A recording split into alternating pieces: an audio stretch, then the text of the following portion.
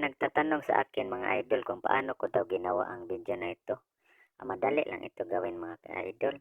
So una mga idol, gawa muna tayo ng video. Yan, acting-acting na tayo dyan. Tapos gagawa muna ulit tayo ng isa pang clip. Yan, acting-acting na tayo dyan mga ka-idol.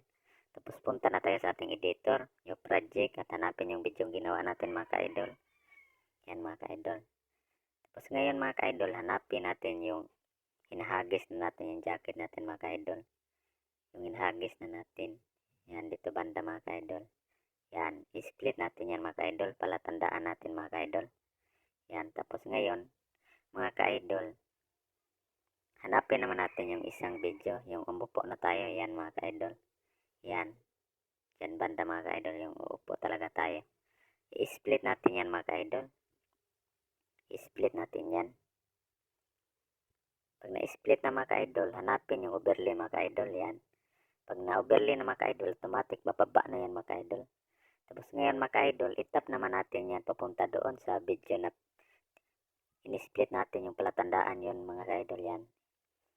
Itapat lang natin dyan mga ka-idol yung video na yan. Yan. Yan. Pag natapat na mga ka-idol, yan. Punta naman tayo sa ano mga ka-idol. Mas hanapin naman natin yung mas. Yan mga ka-idol, yung mas. Nasaan na ba? Ito mga ka-idol. So ngayon mga ka-idol, yung horizontal naman yung tap natin yan. Tapos ayusin lang natin. Hatiin natin yung video mga ka-idol. Yan. Para maayos natin, pwede natin yung rotate mga ka-idol yan.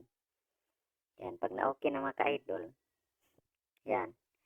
O okay na mga ka-idol. So ganyan lang mga ka-idol ang ginawa ko mga ka-idol. Tapos pagkatapos na mga ka-idol, export na natin mga ka-idol.